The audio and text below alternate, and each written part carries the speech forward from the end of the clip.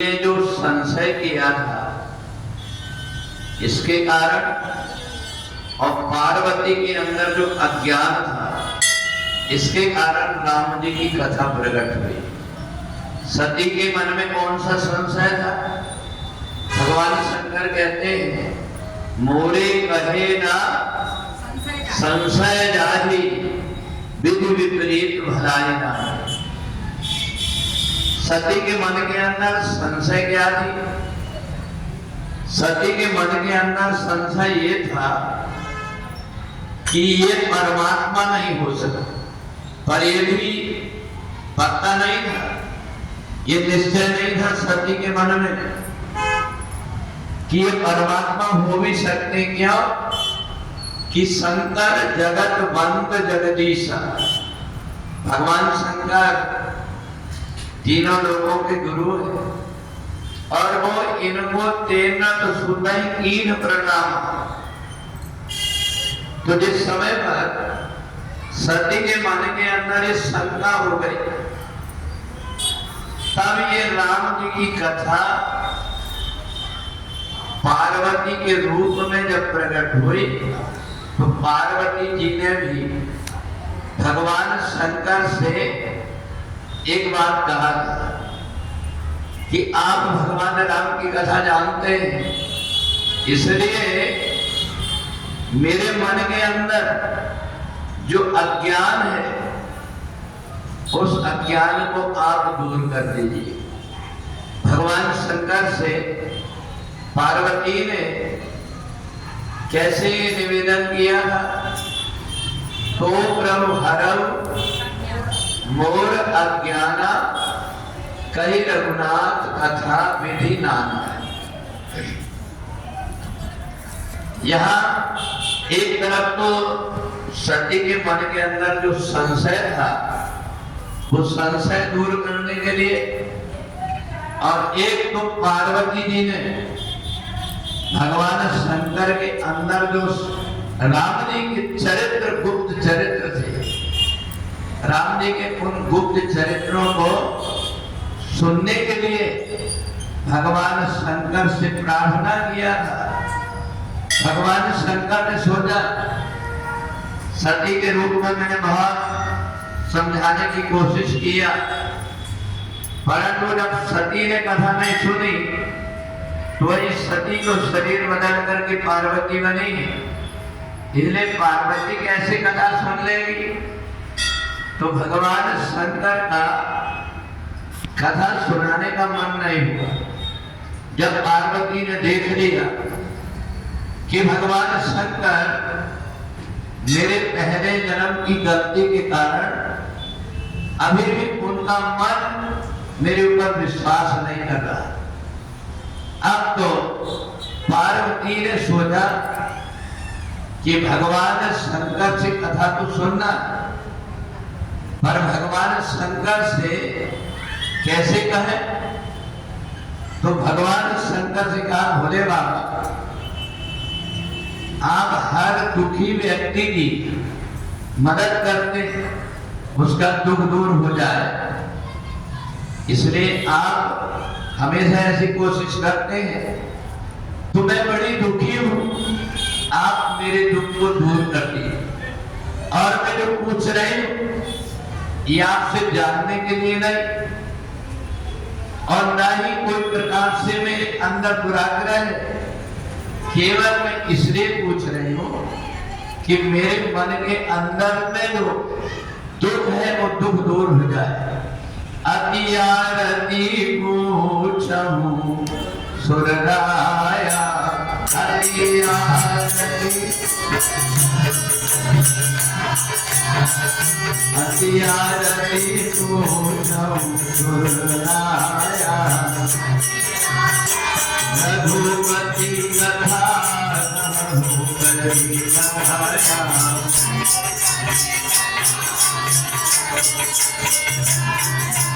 अति आरती पूछूं सुरराया,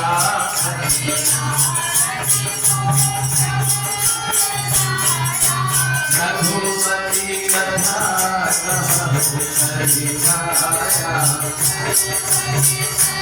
अर्पित जी भगवान शंकर से इसलिए भी ये कथा बड़ी विनम्रता पूर्वक पूछ रही है क्योंकि जो राम जी की कथा है ये भाव सागर से पार कर दे। पार्वती जी ने सोचा कि अगर भगवान भोलेनाथ ये कथा मेरे को सुनाएंगे तो मेरे माध्यम से सारे संसार को प्राप्त हो जाएगी और इसलिए भाव सागर चाहे पार जो पावा और राम कथा आता है दृढ़ नाम। तो भगवान शंकर से पार्वती इसलिए भी पूछ रही है।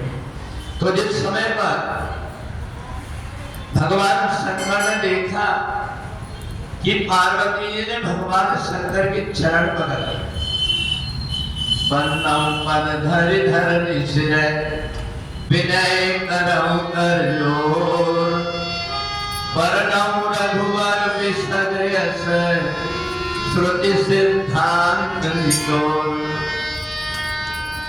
एक तो भगवान शंकर अगर मेरे को कथा सुनाएंगे तो मैं उनकी पत्नी हूं ये सोच करके अगर सुनाएंगे तो मेरे को शास्त्र सम्मत बात नहीं कहेंगे। क्यों नहीं कहेंगे? क्योंकि जो स्त्री होती वो वेद शास्त्र और पुराणों की कथाओं को ठीक से समझ नहीं पाएंगे। इसलिए भगवान शंकर वेद शास्त्रों का सार रूप जो कथा है ये मेरे को नहीं सुनाएंगे। इसलिए पार्वती जी ने भगवान शंकर से बड़ी विनम्रता से आग्रह करके और राम जी की कथा को पूछा। तो ये जो राम जी की कथा है अगर हम देखें तो ये संशय से ही प्रारंभ हुई। कोई भगवान को देख करके तो कोई भगवान की कथा सुन करके उनके मन के अंदर में भ्रम हो गया। इधर भरद्वाज जी रात दिन भगवान राम का नाम जप रहे, भगवान की कथा सुन रहे, परंतु उनके मन के अंदर भी एक संशय हो गया और वही संशय भरद्वाज जी ने याज्ञवल्क्य जी से पूछा। तो हम जो भगवान राम की जो कथा है इसको संवाद के रूप में तुलसीदास जी ने लिखा है। याज्ञवल्क्य जी ने भरद्वाज जी को बताया, भगवान शंकर ने पार्वती जी को बताया, काकभूषण ने गरुड़ जी को बताया और तुलसीदास जी ने अपने मन को श्रोता बना करके राम जी की कथा संसार के कल्याण के लिए बताया। तो ये जो भगवान राम का जो चरित्र है अगर अपन देखें तो राम जी का जो अवतार हुआ ये अवतार ज्यादातर भक्तों के लिए नहीं बल्कि भगवान के ही कारण राम जी का अवतार हुआ। भक्तों के कारण में तो मनु और शत्रुघ्न ने ही तपस्या करके भगवान को पुत्र रूप में मांगा, बाकी तो भगवान को खुद आना ही था। जिस समय पर सनत कुमार ने जय और विजय को श्राप दिया तो उसमें कोई भक्तों का नहीं था। ये भगवान उनके उद्धार करने के लिए भगवान को आना था। सनत कुमार ने जब श्राप दिया कि जाओ तुम जाकर के राक्षस हो जाओगे, तो उन्हीं के उद्धार करने के लिए भगवान ने अलग अलग अवतार दिए। जब पहले जन्म में हिरण्याक्ष हिरण्यकश्यप बने, भगवान ने उस समय उद्धार किया। रावण कुंभकर्ण बने, तब उस समय उद्धार किया। दूसरा जो कारण, जालंधर की पत्नी ने भगवान को ही श्राप दिया। जैसे यहाँ जय और विजय को श्राप हुआ, वैसे जालंधर की पत्नी वृंदा ने भगवान राम को श्राप दे दिया, आपने मनुष्य शरीर बना करके और मेरे साथ में छल किया है, इसलिए तुम भी अगले जन्म में जा करके और मनुष्य का शरीर धारण करो। दो लोगों की श्राप के कारण। और तीसरा, नारद श्राप दीने तुम्हारा,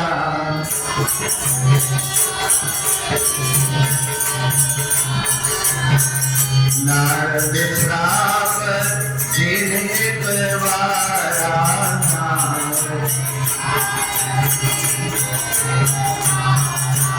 एक तलब से ही लगी अवतारा,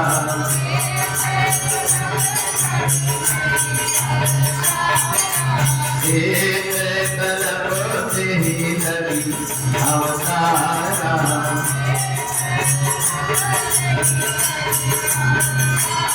तो देखो, सनत कुमार ने जयविजय को श्राप दिया, जालंधर की पत्नी वृंदा ने भगवान को श्राप दिया, तीसरे कारण में नारद जी ने भगवान को श्राप दिया, और चौथा प्रताप भानु को महात्माओं ने, ब्राह्मणों ने श्राप दिया। तो ये चार भगवान राम के जो कारण, ये तो श्राप के कारण ही भगवान का आना हुआ। एक केवल मनु और शत्रुपा, ये जो मनु और शत्रुपा थे, ये जब तपस्या करने के लिए गए थे, तो तपस्या करने गए तो इनके मन के अंदर बेटा बेटी प्राप्त करने की इच्छा थी क्या? बेटा बेटी प्राप्त करने की इच्छा बिल्कुल नहीं थी, बल्कि बेटा बेटियों को छोड़ करके तपस्या करने गए थे। बरबस राज सुदही न को देखा,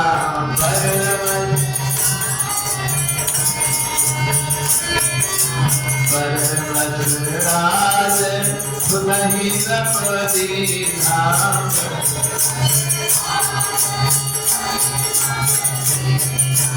नारी समेत गवन बन कीन्हा,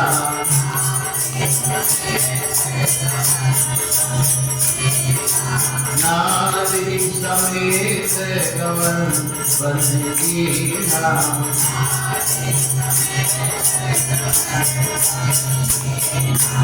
और अभिलाष निरंतर होई,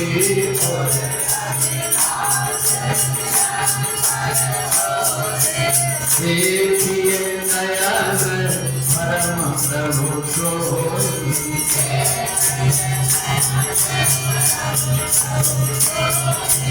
देखिए नयन परम प्रभु सोई।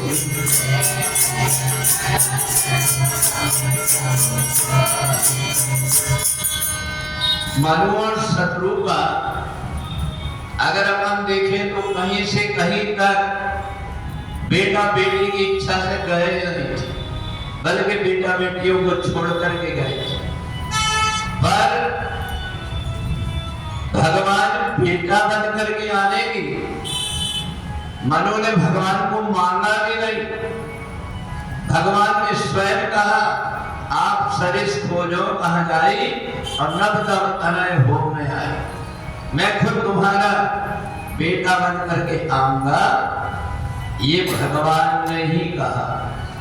तो इसको देख करके ये लगता है कि भगवान को भक्तों के बिना चैन नहीं पड़ता। जैसे भक्तों को भगवान के बिना चैन नहीं पड़ता, रात दिन भगवान का नाम जपते हैं, भगवान की पूजन करते हैं, और इसके बाद में भी जब कभी उनका मन होता है तो भगवान के उत्सव करने के लिए जुड़े रहते हैं। तो इसलिए ये देख करके लगता है कि भगवान का अपने भक्तों से अटूट नाता है। इसलिए मनु और शत्रुपा को माध्यम बना करके भगवान ने और अपने भक्तों के लिए आना था। भगवान ने जब मनु और शत्रुघ्न को प्रेरणा दिया तो मनु और शत्रुघ्न भी बाद में सोचने लगे, हम तो बेटा बेटी की सोच करके ही नहीं आए थे, पर हमें क्या हो गया करके उन्हें खुद को पता नहीं लग रहा। और जब उन्हें ये पता लगा कि हुए सोई जो राम रचिरा था और वो करी तर्क बढ़ावे सारा, मनु और शत्रुघ्न समझ गए कि ये भगवान की इच्छा से ही हमने वरदान मांगा है। अब इधर मनु और शत्रुघ्न भगवान ने देखा कि बहुत दिनों तक वन में रहकर के तपस्या किए हैं, इसलिए बहुत दिनों तक इस स्वर्ग में निवास किए और इसके बाद दशरथ और कौशल्या के रूप में जब पृथ्वी में जन्म लिए तो उस समय पर राजा दशरथ के मन में चौथे पन में एक बात आई कि मेरे पास में धन है, संपत्ति है, सब कुछ है, मैं राजा बनकर के सब प्रकार का सुख होगा, पर मेरे जीवन में एक कमी रह गई है कि वो बेटा बेटी नहीं। इसलिए क्या करें? तो उनके मन में आया कि अब जब विपत्ति का समय है तो गुरुजी से कोई जाकर के उपाय पूछना है। गुरु ग्रह गायाओ तुरंत मनी पासा, गुरु ग्रह गायाओ शरण लागी करी विनय विसारा,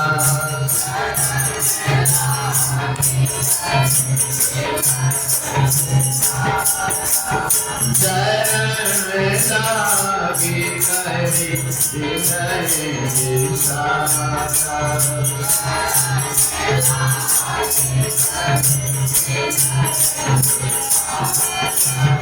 मेरे दुख सुख सब गुरु ही सुनाया,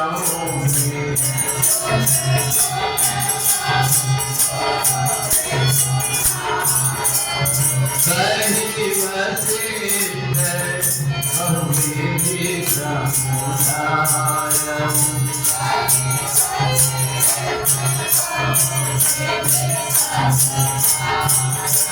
अब इधर राजा दशरथ के दुख को देख करके वशिष्ठ जी को पता लग गया कि राजा दशरथ के यहाँ भगवान आने वाले, परंतु आने के पहले एक कुल को शुद्ध कराना चाहते हैं। तो शुद्धि कैसे होगी? बोले जब तक यज्ञ ना, तो इसलिए यज्ञ भी ऐसे व्यक्ति के द्वारा कराया जाए जो साधन संपन्न है और साधना में रत।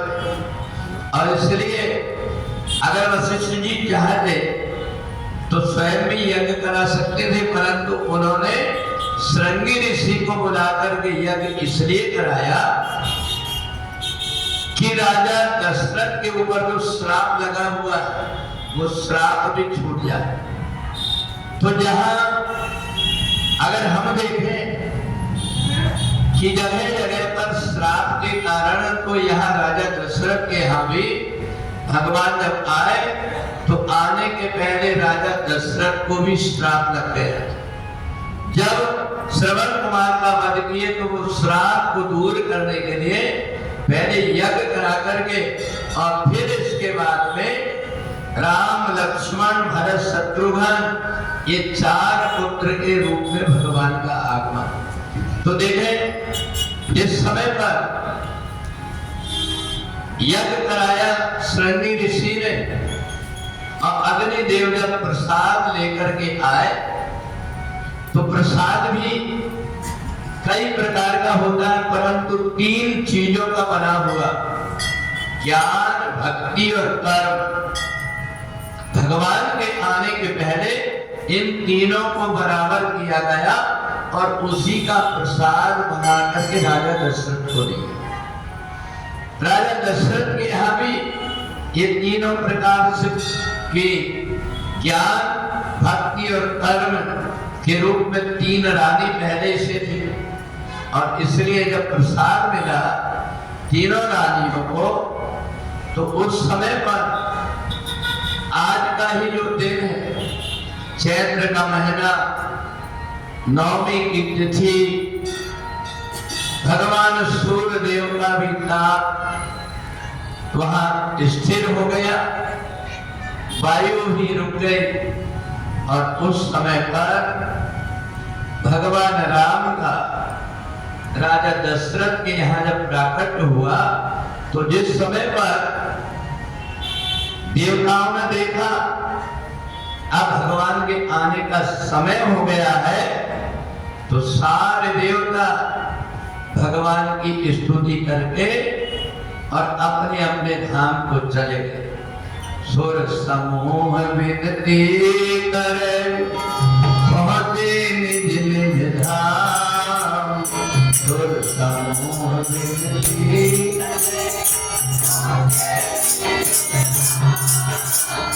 जगदिवास प्रभु प्रगटे अखिल लोक विश्राम।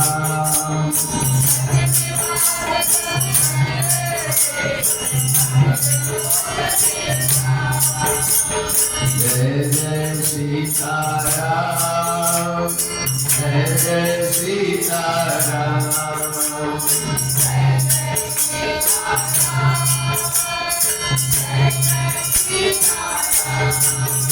सारे देवता भगवान की स्तुति करके और आकाश से जब चले गए तो उस समय जब भगवान का प्राकट्य हुआ तो माता कौशल्या ने जैसे देखा भगवान राम को और देख करके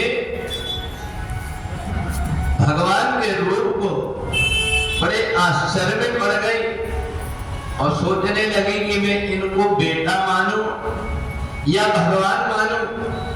पर थोड़ी देर तो माता कौशल्या के मन में आया कि मेरे घर में भगवान आए हैं, सबसे पहले इसका लाभ ले लिया जाए और तुरंत हाथ जोड़ करके भगवान की स्तुति करने लगे। भय प्रगट कृपाला दयाला कौशल्या हर्षित रहे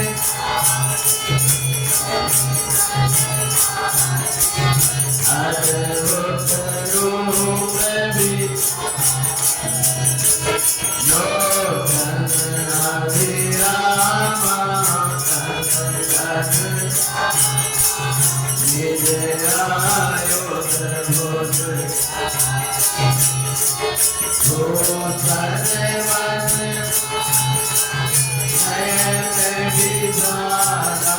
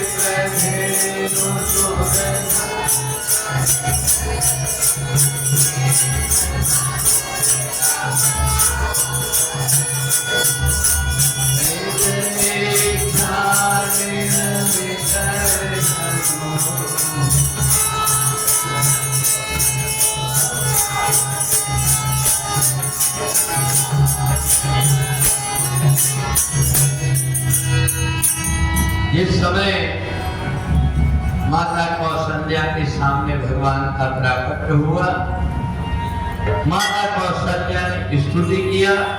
यहाँ दासी दौड़ करके राजा दशरथ के पास गए और राजा दशरथ को जैसे ही बताया कि माता कौशल्या के यहाँ बेटा हुआ, इतने में केतन की दासी आ गए। उनने भी आकर के समाचार दिया कि माता केके के यहाँ में बेटा हुआ। इतने में माता सुमित्रा वो भी उनकी दासी आई और आकर के राजा दशरथ को बताया कि महाराज माता सुमित्रा को दोनों बेटी का जन्म हुआ है। तो जैसे ही दशरथ जी ने सुना, दशरथ पुत्र जन्म सुनिकाना और मानव ब्रह्मांड समाना। यहाँ राजा दशरथ बड़े प्रसन्न हुए। उन्हीं भगवान राम का आज जन्म का उत्सव है। अनेक प्रकार के कार्यक्रम थोड़ी देर में यहाँ पर शोभा यात्रा भी आएगी, यहीं पर पाठ होना है। इसलिए आज हम लोगों ने संक्षिप्त रूप से भगवान राम का ये कार्यक्रम करके अब राम जी की आरती करके और आज कथा का विश्राम करेंगे। चार चार प्रगटे ललनवा अवध में